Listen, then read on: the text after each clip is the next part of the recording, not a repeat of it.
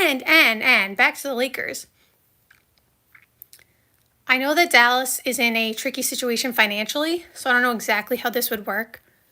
You know, financially, they would probably have to get a third team involved, but like, if you're also set on stone and doing business with the Lakers and you want Anthony Davis, why didn't you ask for more than just one player? Why didn't you ask for Austin Reeves too? Or Jared Vanderbilt, like for defensive purposes, because they were saying they needed more defense. That was part of the reason for trading for Anthony Davis. Defense wins championships. That's what they were saying. But why would you only ask for Anthony Davis and nothing else? I mean, Max Christie, okay, yeah, he went there.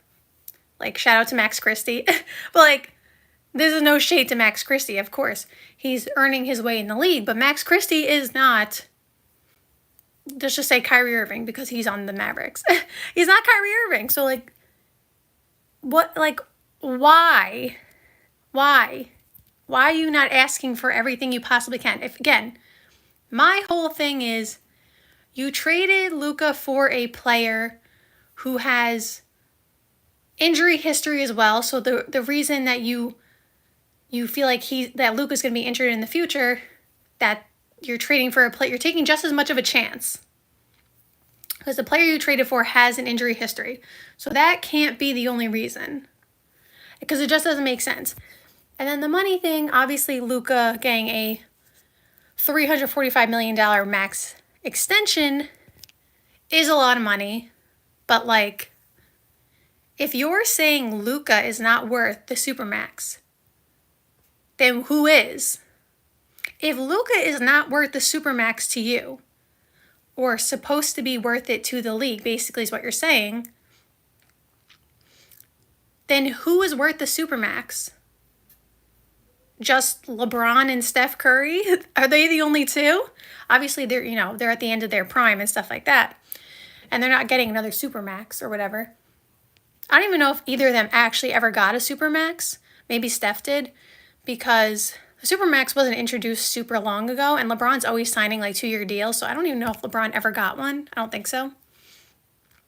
Not sure if Steph did, but like, you're basically saying LeBron, Steph Curry, and then Victor Wembanyama when he's eligible. Those are the only 3 players.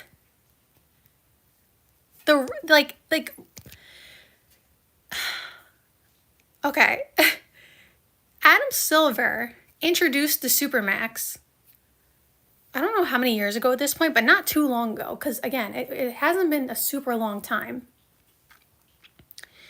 He introduced the Supermax so that players would be incentivized to stay in the small market teams, because if they were getting about the same going to these big markets, that was, something that I guess owners were complaining about and stuff like that, because there was really no incentive for them to stay unless they like loved the city or whatever.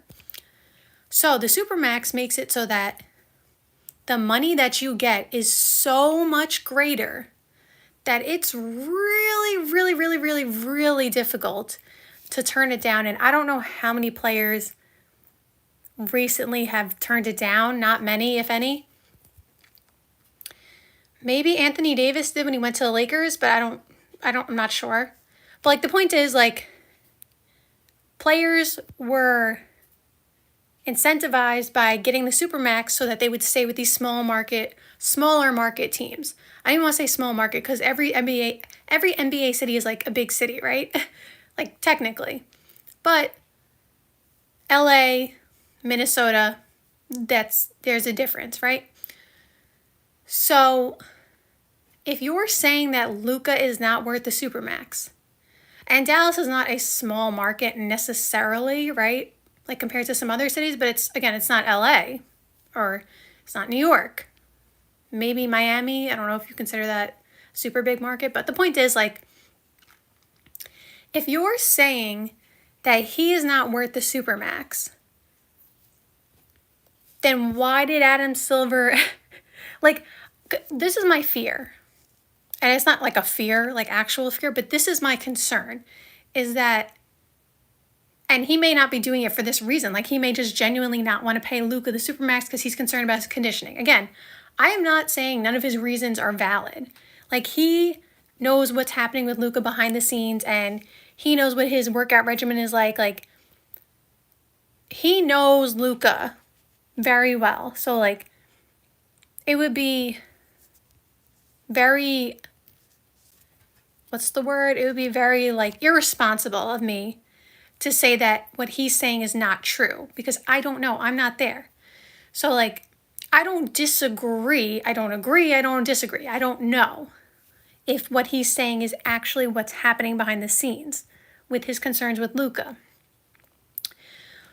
But my fear is that he may be unknowingly setting a precedent where other owners are going to be like, well, if Luka's not worth the Supermax, then basically everybody else can't be, because there's not too many players better than Luka. Like, there's some, but not a ton. So, like, my concern is that this may be setting a precedent for something that may turn into a back and forth that only hurts the fans.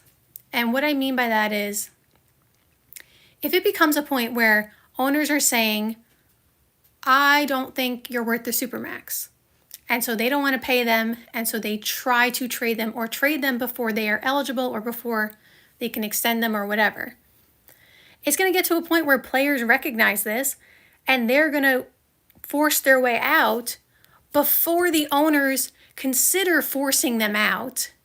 And it's just going to be a game of chicken, I guess, if you want to call it. A game of chicken to see who blinks first. I don't even know if that made sense. I think I combined two sayings there.